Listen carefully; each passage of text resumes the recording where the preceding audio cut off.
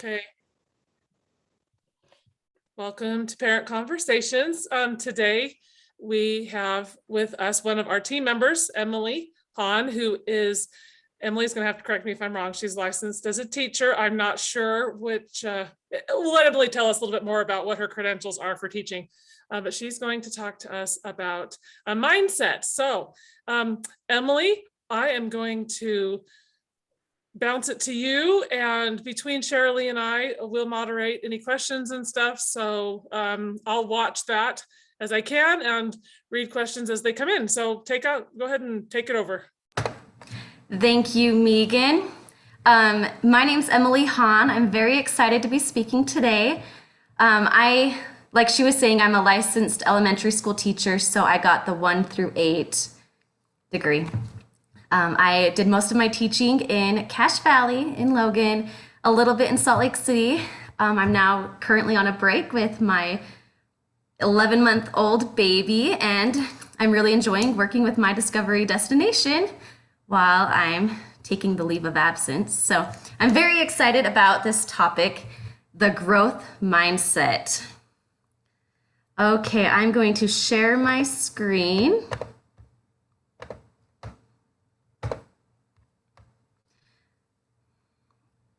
When I was teaching in Logan, this is when the push for teaching the growth mindset theory to students really started to happen. And to me, it was a huge breakthrough. And I was really excited to be able to share it with all of my students. And they picked up on it really quickly. These kids, they are just primed for applying a growth mindset in their learning. And I think now the trick is getting the teachers and the parents on board, because the kids are naturals. So developing a growth mindset, focus on the right of this session. There's so much information and I just needed to limit it down a lot. So I will be teaching a little bit of the why, a little bit of the what, and then we'll really focus on the how. If you have any commentary along the way, feel free to put the raise your hand icon or to type in the comment box. We have moderators that will let me know when there's a comment. We probably won't have time for an elaborate example, but if you do have an example or any thoughts, please feel free to share. Okay, so a brief overview. My presentation, it's based off the 30-year research of a professor named Carol Dweck, and she's a professor of psychology at Stanford University. She wrote this very popular book called Mindset. It's geared towards teachers quite a bit, but I think it's all very applicable to parenting. It says down here, parenting, business, school, and relationships.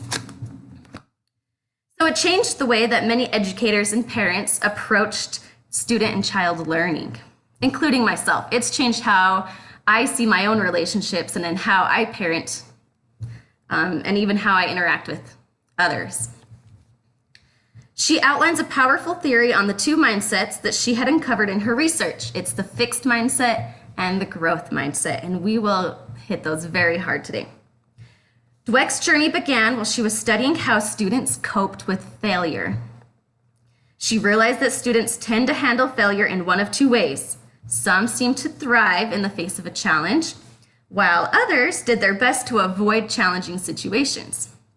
She noted that students willing to grapple with a difficult problem tend to have better overall academic outcomes than those who practiced avoidance techniques.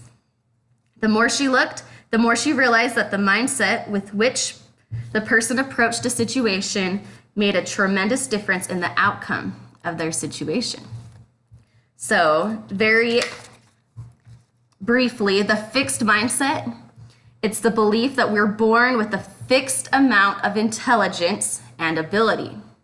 Whereas the growth mindset is the belief that with practice, perseverance, and effort, people have limitless potential to learn and grow. When I was talking to little kids about a fixed mindset, they aren't used to hearing fixed used in this context. So I would try to tell them, like, they're fixed in cement, they're fixed in place, they're not really willing to budge. and they think they're just stuck there. So here's the thing about mindsets. Both fixed mindset and growth mindset exist in us all. It's whether we choose to view various situations through the lens of the growth mindset or the fixed mindset that makes the difference. And you might find that in some scenarios, you are more fixed than growth. For me, I'm very fixed when it comes to cooking. Okay, I don't really want feedback on my food. I don't want to know how it could be made better. I just want the people to enjoy it. But in most other ways, such as praising my child or running a classroom, I feel like I'm very growth oriented. Let's see, we have chat. Yes, very important topic. This has changed how I view everything. Okay, so going on to the slides. Now we have our prime example of modeling the growth mindset, and that is babies. I have a video clip here of my 11-month-old, and just last week, he started walking for the first time. Come here. Oh, I paused. Let me try that again. Kaylee, it looks like you're going to get invited to a birthday party. Yeah, good job. Wow. Babies are the very picture of growth mindset. They don't care if what they're saying makes sense as they're navigating learning to speak. And no matter how often they fall in the pursuit of learning to walk, they always get back up. And I want us to also think of how we approach babies when they're learning how to do things, or young children. If a baby's trying to walk to you, such as the movie, you could hear everyone's cheering. No one is saying, oh, you know what? You are much better at crawling. I think you should just stick with crawling. Everyone's cheering the baby for trying. It didn't, he took a few steps. He was a little wobbly, but we cheer them on for trying and for progressing. So I think that's the ideology we need to carry in with our older children as well. So to review briefly the growth mindset developed by Carol Dweck, it's the belief that a person's abilities and intelligence can be developed through practice, and this can also be our personal qualities. It can be developed through practice, hard work, dedication, and motivation. The fixed mindset is the notion that intelligence and talent alone will lead to success. And I saw this a lot in the classroom. I think it's very common with our generation. I'm a little young, so maybe the parents' generation. We have this idea that our personality traits are carved out of stone, that who we are is predetermined completely, that we don't have a lot of control over it, that we're just born a certain way. And I've had parents say to me at parent-teacher conference, in my family, we're just not good at math. We're just not math people, as if they were born with the genetic factor of not being good at math. And we know that's not necessarily a thing. That's not a trait that you're born with. But it's really important, I think, for us to not model that in front of our kids. I see that we have a comment. Yeah, Emily, I was going to read a comment too, since I am one of the moderators. Now I have to find it again. Cheryl Lee commented when you're talking about parents, they're the number one teachers for their kids, and how important the topic of a growth mindset is. And when you talk about personality traits, that's what made me decide to raise my hand at this point. People would not believe me, but I used to be very shy.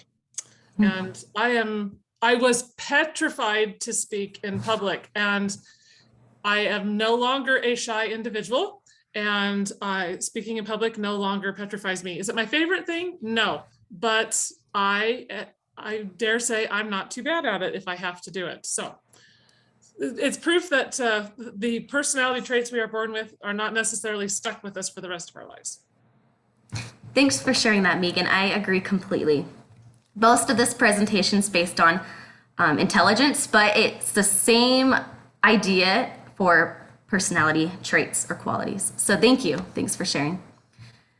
A lot of people believe they're either born with a quality or trait or talent, or you're not, and there's nothing you can do to change that. But why is having a growth mindset important? Research shows that the kids with a fixed mindset are more likely to fear failure, give up on tasks that are too difficult, ignore feedback, avoid challenges, and they feel threatened by success of others. Kids with the growth mindset, they are more likely to learn from their mistakes, to be motivated to succeed. They're more likely to put forth more effort without burnout or without getting frustrated or hitting their frustration point.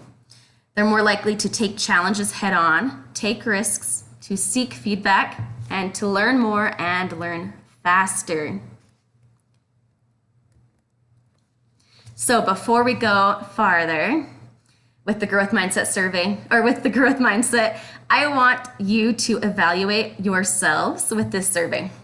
So as I read these beliefs, I want you to see which ones really resonate with you. I need to move my video box. Okay, so just think to yourself, which one do you connect to the most? Your intelligence is something very basic about you that you can't change very much. You can learn new things, but you can't really change how intelligent you are. No matter how much intelligence you have, you can always change it quite a bit. You can always substantially change how intelligent you are. Now, starting at number 1, that is a hard fixed mindset, and then it gradually develops to a growth mindset. Now, as we were talking about personality traits or human qualities, it can be the same idea. So you're a certain kind of person, and there's not much that can be done to change that. I think that's a very common belief in society. This is who I am. You know, I was meant to be this way. Can't change it. I'm not going to try. Or number 2, no matter what kind of person you are, you can always change substantially. Now, this is still near the top. That's still more fixed than it is growth. You can do things differently, but the important parts of who you are can't really be changed. Or you can always change the basic things about the kind of person you are. Now that is considered the growth mindset. Now, all of these, the intelligence and the qualities, you can substitute the word intelligence with any trait. Your artistic talent. Your artistic talent is something very basic about you that you can't change very much. Your sports ability is something very basic about you that you can't change very much. Now, how many believe that? I think these are very relatable. Your business skill is something very basic about you. You can interchange this with anything that relates to you.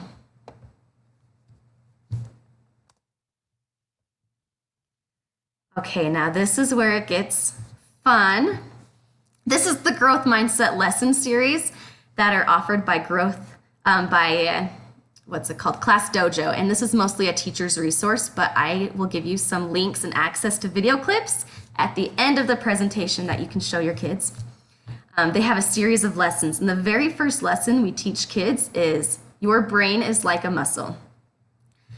You can stretch it, you can exercise it, and you can become stronger. This video clip says, or this little image says, I have to keep moving my screen. Okay. Your brain gets stronger when you embrace challenges. We'll watch this 3-minute video clip, and if you think of any comments during the clip, feel free to put them in the chat box.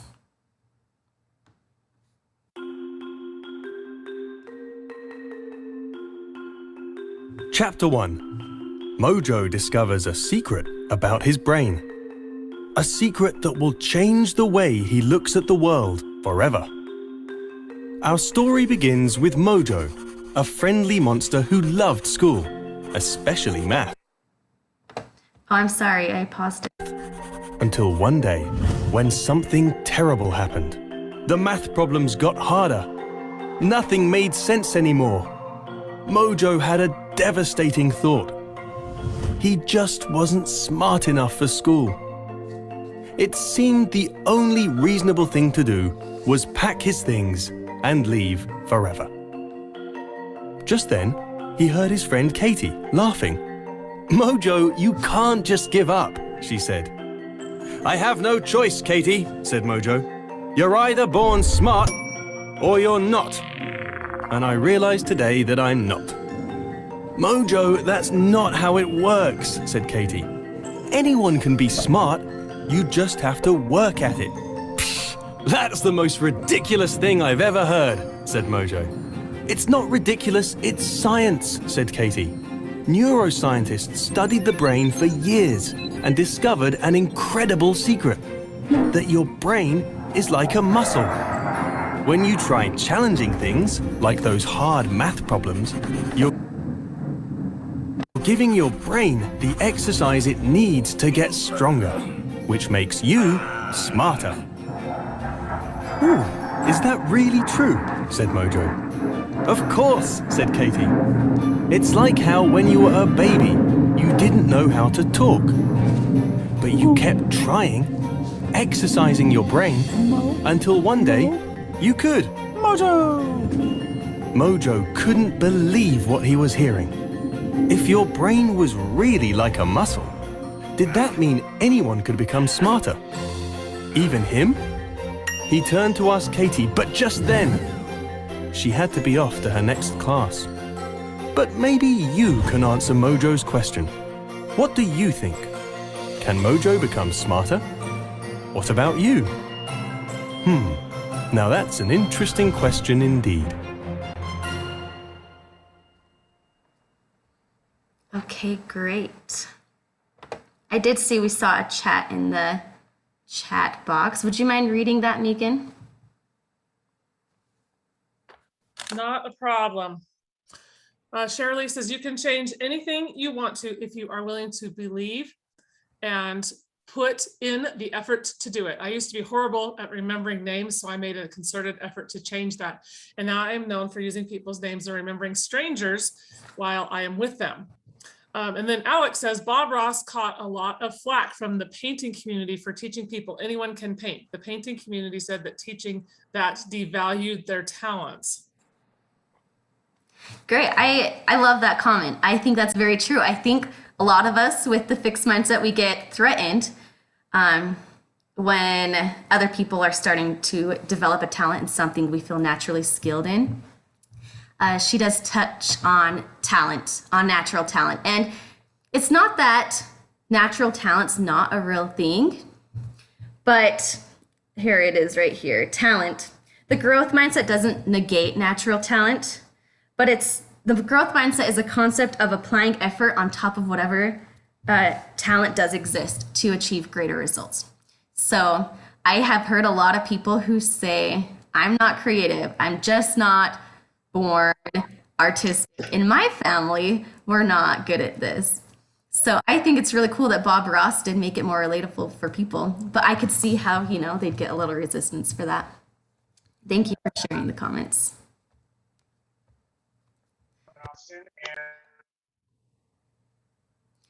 Okay, now the next slide is effort. Effort is huge in developing a growth mindset. So I have these cute little pictures here.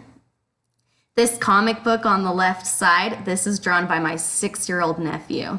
And he was so excited. He told me he drew a comic book and he dragged me down the stairs and he had about a 30-page spread all over his floor. And he was telling me the story, pointing to one to the next. And he had put a lot of time into this. And as the aunt, it would be really easy for me to just say, wow, you're so talented, or, wow, you're so good at art. That's so good, or just something generic. But there's a better way to praise, and we'll get to that later. But what I love is that he spent so much time on this book, and when he was done, his mom made it nice. She bound it, and she let him draw on cardstock, which, cardstock is expensive. Maybe don't always give them cardstock for draft paper, but I like the concept that if your child or your student spends a long time on something, make it nice for them, show them you value it, and put it on display. And that's what this other picture is. When I was teaching, I had a very high standard for the writing assignments. I had the students spend an entire week on one project. And every day we developed a new part of it and thrived off of it. Some kids wanted to be done the first day, but I'd give them feedback and they'd always go back to the writing board. And in the end, they were very, very proud of their work. And because it was the project we did that took the most time and it required the most revision, I made a huge display every time. They actually gave me 2 bulletin boards in the school because I wanted something very visual. We were right at the end of the hall so everyone could see it. And I just wanted the kids to know that people enjoyed looking at their displays and the hard work was worth it. So that's my personal advice. Put their projects on display that they put a lot of effort in. Effort, people have a different relationship to effort. Effort's a bad thing. Emily, Yes. I need to interrupt for just a minute. Can we Oh, have sure. Russell and Jill please mute yourselves? Okay, go ahead, Emily. Sure. Thank you. So in one world, effort is a bad thing. Some people have a really bad relationship with effort. And to them, like failure, they think it means that they're not smart or they're not talented. And if you were smart or talented, you wouldn't need effort. In the other world, the world of growth mindset, effort is what makes you smart or talented. So maybe think to yourself, what is your relationship with effort? If you have to give a lot of effort on something, does it make you feel like you're not smart or talented anymore? Or do you consider effort to be the vehicle to your success? Now, I'm a creature of effort. I know that I depend on my effort level to be successful. I have to put in a fair amount of effort. So it is really beneficial to get a good relationship with effort. Any commentary thus far? Yeah, we do have a little bit. Shirley was just letting parents know that we've got 3 adventures in the Discovery Family Adventures program that supports a growth mindset. And she has put the links to all 3 of those in the chat. So visit the chat and click on those if you're interested in taking a look at some of the adventures that will help your kids develop the growth mindset. Thank you. Thanks, Shirley. Great. Now, moving along from effort, your kids will still struggle. They'll still have setbacks. They'll still make mistakes, and that's okay. That's bound to happen. And that's when we talk to them about the power of yet. Us as parents are experts at modeling what we can't do, right? We're very vocal, I think. I can't cook very well. I'm not a clean person. I'm not saying that's true, but lots of examples. And you'll hear this a lot with your kids or in the classroom. And the key is to develop a can-do attitude, which will make you unstoppable. You just add the word yet. Any statement that has the word can't, all you do is you add the word yet to it. Teach your kids. If they say, I can't do this, have them rephrase, I can't do this yet. I'm not good at this yet. I don't understand this yet. It doesn't work yet. Or this doesn't make sense yet.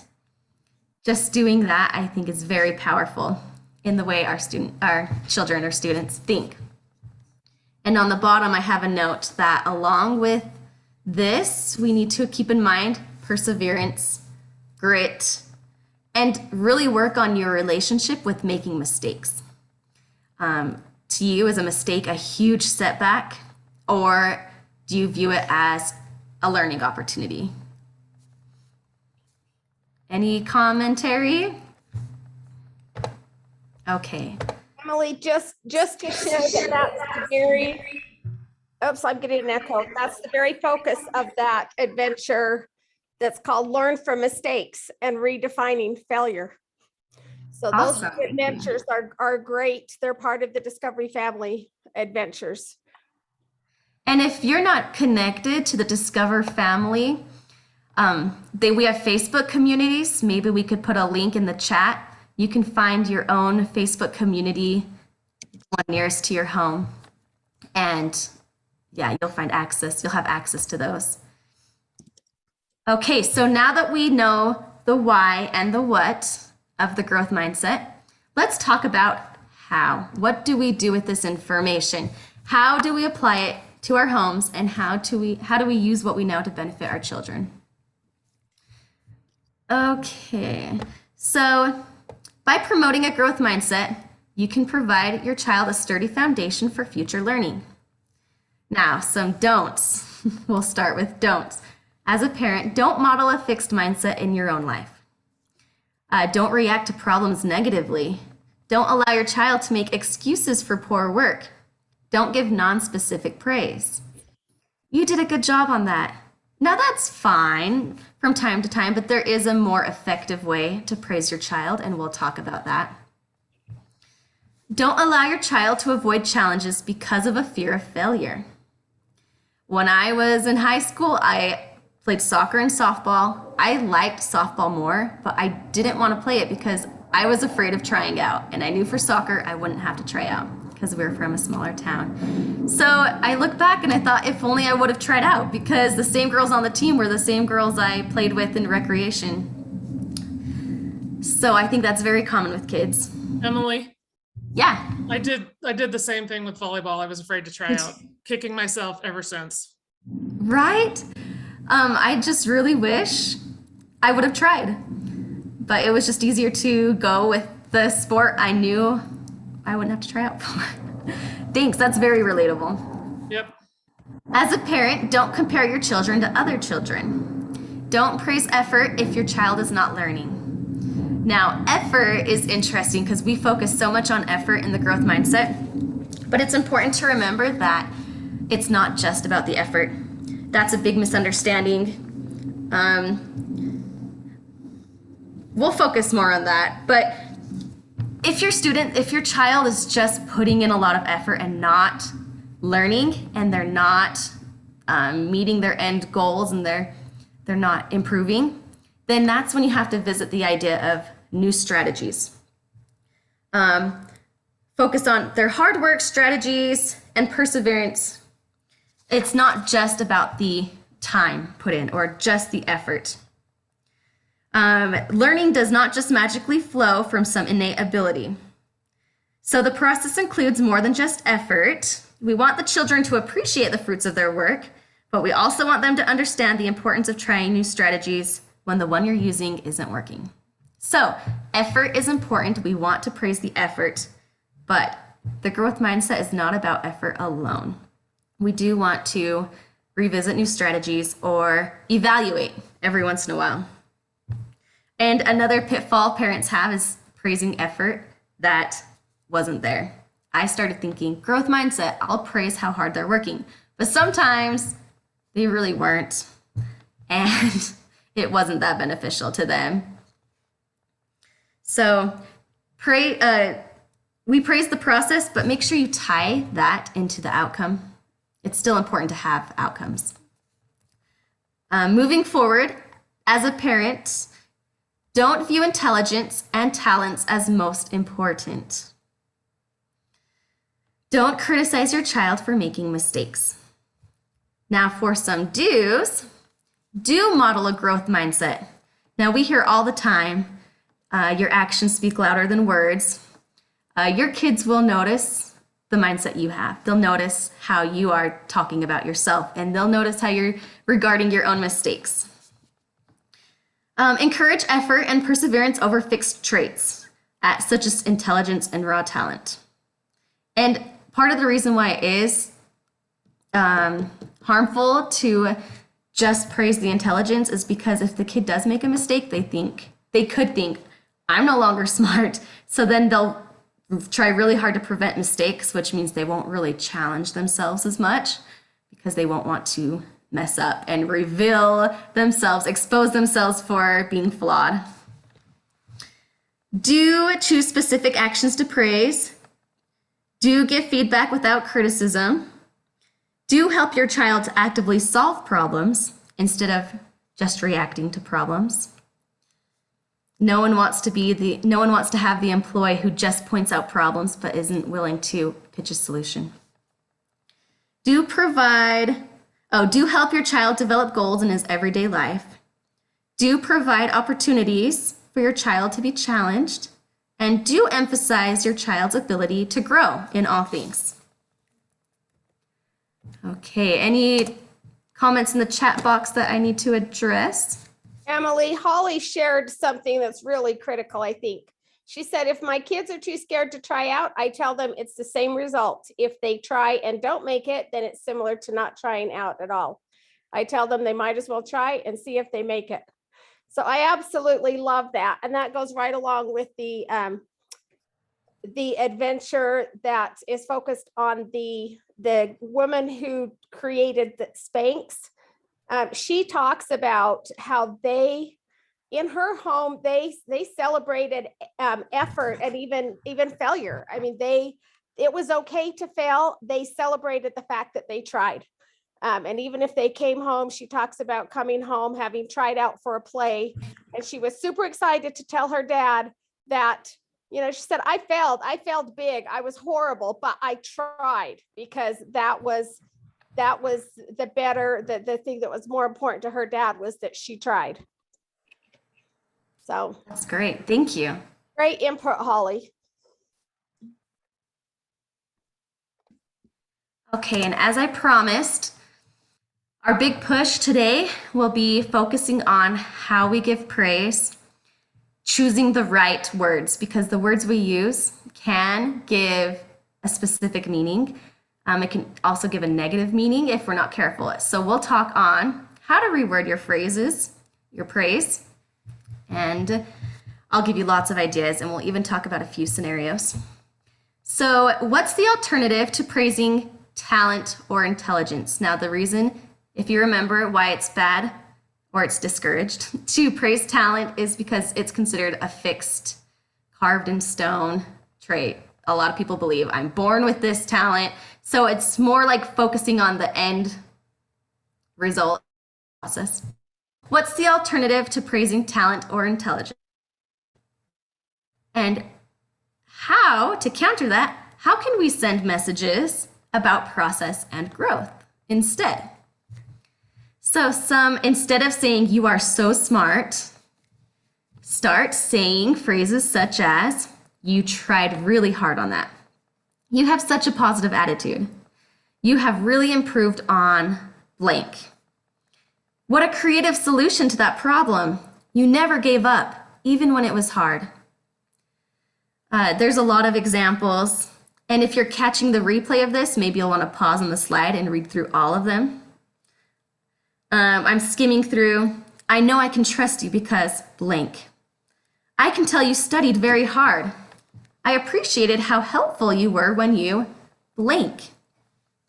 So you could have just said, thanks for your help, but it's more effective when you would say, I appreciated how helpful you were when you chose to this, It's so nice that you value other people's opinions. You really thought outside of the box on that one. You thought of that all by yourself. Let's say your young child pitched an idea and it's really hard. You don't want to shut down their idea, but that could be a good way of countering that. You thought of that idea all by yourself. How about this? And you can kind of work their idea into what would work best for your family. You remembered blank skill, or you remembered blank strategy. Great thinking. Really praise your kids for being willing to try these strategies or trying a new strategy. I'm so proud you made that choice. If you praise your kid for being smart, well, okay, I think that's later. Well, if you praise your kid for being smart, that's great. It really will make them happy and it'll give them a boost, but only for the moment. The problem is the minute they hit a snag, their confidence goes out the window. We talked about how it'll limit them in challenging themselves because they're so worried that their identity is based on, but I'm the smart kid. I need to not mess up or else they won't think I'm the smart kid anymore. So these are some compliments that I think are fairly common, but we're going to talk about hidden messages that could be heard by your children. So for example, the praise, you learned that so quickly, you're so smart. Now, if I said that to one of my students, they'd be beaming. But the problem is, if they don't learn something really quickly, if there's a new skill I'm teaching and it doesn't make sense to them, they'll suddenly think they're no longer smart. So if I don't learn something quickly, I'm not smart. Another example, look at that drawing. Martha, is he the next Picasso or what? Now, a lot of us might think this is a good esteem boosting message, but the issue is they'll stay in their comfort zone and they won't want to try. So it says here, I shouldn't try drawing anything hard or they'll see I'm no Picasso. So maybe your child will continue to draw those beautiful flower people that they draw and they'll keep getting praise because they're really good at it, but will they expand themselves or will they be afraid, you know, maybe they won't think I'm as talented anymore when I stretch out of my comfort zone. So the next praise, you're so brilliant. You got an A without even studying. Now, does anyone see how that could be misinterpreted? You're so brilliant. You got an A without even studying.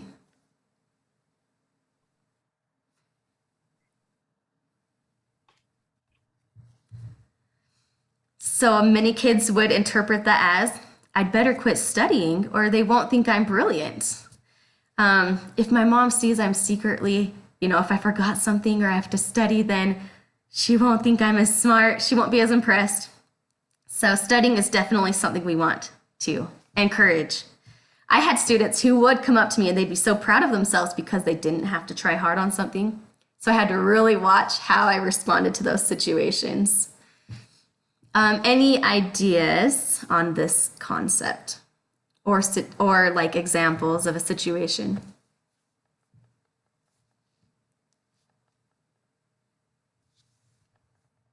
Just that this is really important. I know with my grandkids, and when I'm talking to them, and sometimes when I catch myself saying something like, oh, you're so cute, or you're so smart, and then I'll think, oh, I don't want to focus on that. So I'll throw in other things to let them know that, hey, it's not about, I don't love you just because you're cute, or I don't love you just because you're smart. I love it because you're kind and you try so hard so that's how I kind of correct my error when I catch myself doing this, which happens too often. That's very real. I have to, even now that I've been practicing this for several years, I have to still train my brain. Like, how could I compliment this in, a more effective way? So you do kind of have to stop and think sometimes. And it's okay every once in a while, just, oh, that's cute. That's a cute dress. That's okay. But like we're saying, there's a much more effective way to praise your children. So yes, I think that's very relatable. Like the comic book, it would have been much easier for me to just say, wow, good job. And my nephew would have still been excited. But I think really emphasizing on how hard you must have worked and I'm so impressed, you took on such a big challenge, stuff like that I think will really motivate them. And I talked to my sister recently and he's still drawing comics. So he's working on it every night. So I think, and there actually is a study I would like to share about that. There were two groups, let me find it in my notes. There were two groups of people and it was in a classroom and the one half, they praised for being smart. Okay, let me find it. While you're looking for that, Emily, I'm just going to comment on also when you think about, when we get specific, it's so much more meaningful. It's easy to say, that's such a nice picture. But when you get specific, a child, it's more meaningful. If you say, I really love the colors that you chose, or that is so creative. I love how you used your creativity in drawing that. That gets really specific for the child and encourages them. Then they know that, yeah, that's for real, rather than, well, of course they would say that. That's kind of what they have to say. So it's really Yeah. important to be very specific in your praise. And there's always something that you can say, even just like you've mentioned, I love the effort you put into that. I mean, regardless of what the picture looks like, the child put some effort into that. Or I guess if they didn't, then don't. Yeah. That did, if you know that they're capable of much more. But anyway, okay, did you find what you were looking for? I did, but to add on to that, I think as well, pointing out the specifics, I think showing a real interest when they're showing you something, that also speaks volumes. So even if you don't know the exact praise you want to give, show interest. Just the fact that I think the fact to my nephew that I was willing to go down with him and just sit and listen to him explain every picture, I think that said a lot. Because it'd be easy to flip through, oh, wow, So yes, I love that. Detailed, specific praise, focusing on the process, and show your interest. That itself will say a lot. Okay, about the study groups. So this is going back to success / failure and how it's connected to whether you have that growth mindset internalized or not. So there were 2 study groups, and the group 1 of students were praised for their intellect. Wow, you got an 8 or whatever score. That's a really good score. You must be really smart at this. So when given the choice, these students, they rejected a more challenging new task. They didn't want to do anything that would expose their flaws and call into question their talent. Whereas group 2, they were specifically praised for their effort. Wow, you got a 8. You got a 95%. Whatever it is. That's a really good score. You must have worked really hard. And these students, in comparison, when they were given the choice, 90% of them wanted the challenging new task that they could learn from. When given hard new problems, which they didn't do so well on, so let's say they were all given this new challenge, this new concept to learn, they didn't do well. The ability kids, the kids who were praised for their ability alone, they now thought they weren't smart after all. And the effort kids, the ones praised on their effort, the effort kids didn't see it as a failure, and they didn't think it reflected on their intellect at all. So I think this is really applicable to the way kids learn now. My dad was saying to me yesterday, he went to college and studied as an engineer. It's a rigorous program. And he said he was not the best in his class. He wasn't getting as good of grades as many of the other students, but students who were performing higher than him dropped out. They hit their frustration level, and maybe they hit that snag where they're like, I can't do this. I'm not cut out for this. And they dropped out. When really continuing to press through, focusing maybe on what's the word? New ways to do things. I can't think of the word. Well, trying to find new ways to do things that can help you to be successful, even if you're not naturally born with the intellect like some people think you need to have from the beginning. Emily, Yes. his identity was on the learning and the growth rather than on, hey, I'm great at this and it comes easy. And so he kept working at it instead of like with the others, as soon as they weren't getting their A or, it was challenging, then it was like, I don't want to do this. I must not be good at this.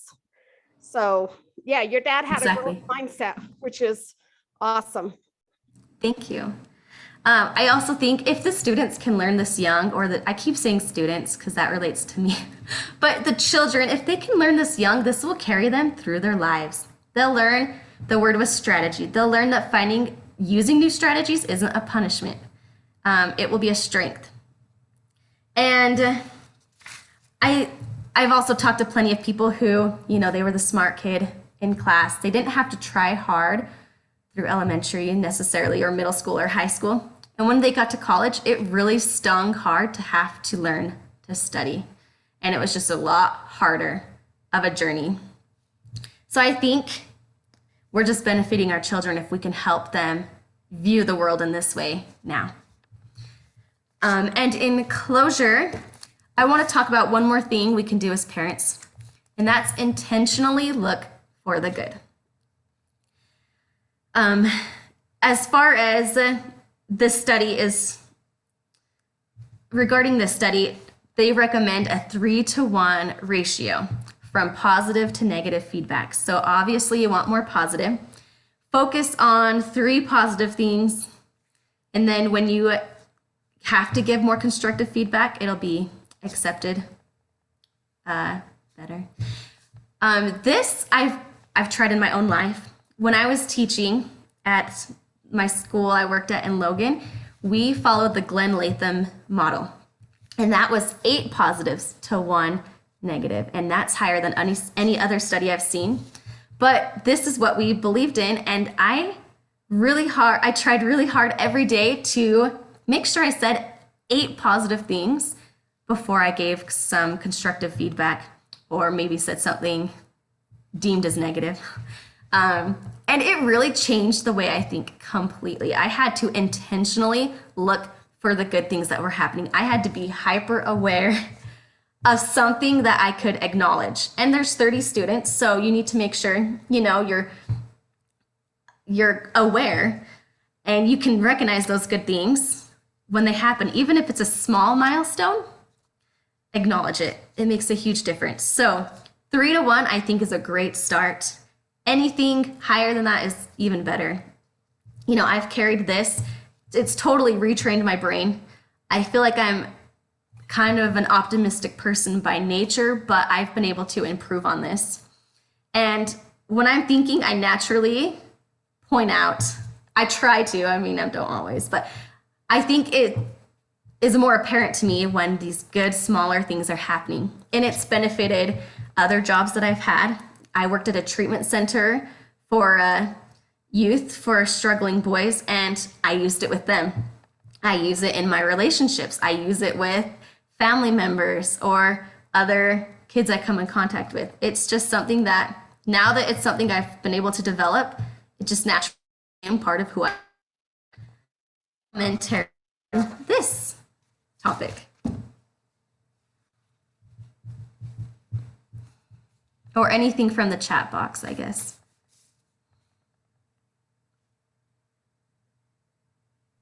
We don't have any more comments in general. Does anybody have any questions for Emily?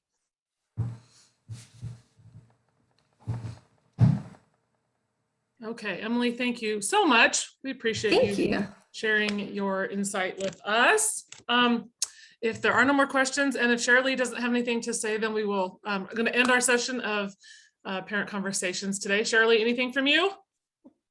Shirley always has something to say. Of course she does. Oh, and Shirley, can I give a chance for anyone who wants the resources? Please type your email into the chat box. If you're watching this on a replay, type your email.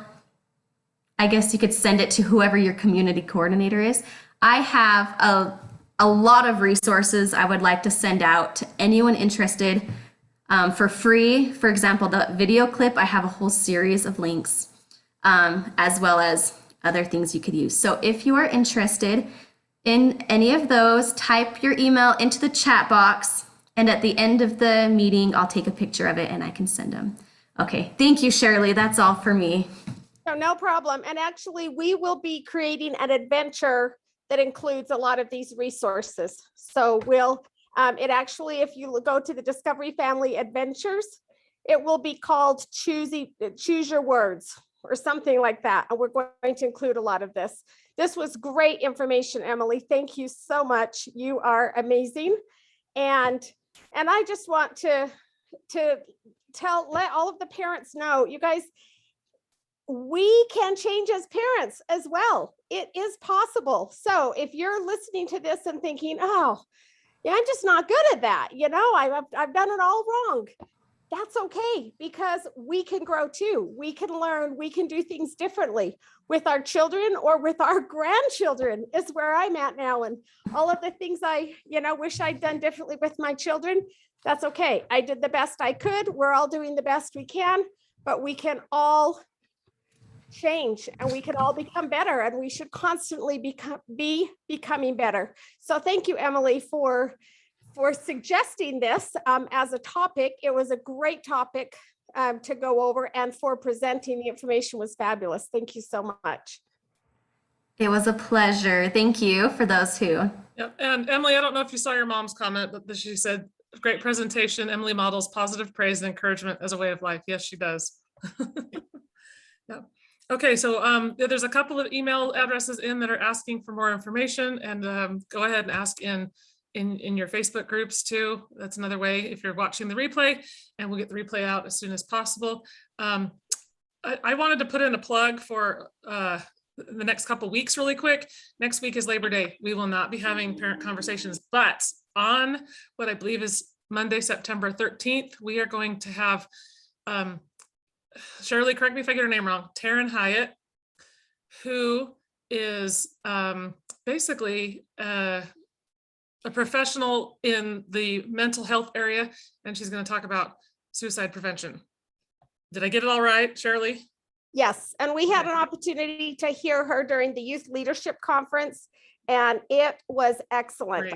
I believe she actually heads like the state of our state chapter of suicide prevention. I think it's the National Suicide Prevention, and she heads the state level, and she is excellent, excellent, excellent. So pass the word. We're going to start promoting that shortly. Share it. It's going to be really good. She was awesome at the Youth Leadership Conference that we got to attend in July. So yep. Okay. All right. We're going to call an end to it today. Again, thanks to Bear River Health Department for help making this possible with their grant that we work with. So we'll see all of you in 2 weeks, and catch you on the replay. Bye all. Bye. End your recording, Shirley. You're the host today. Thank you.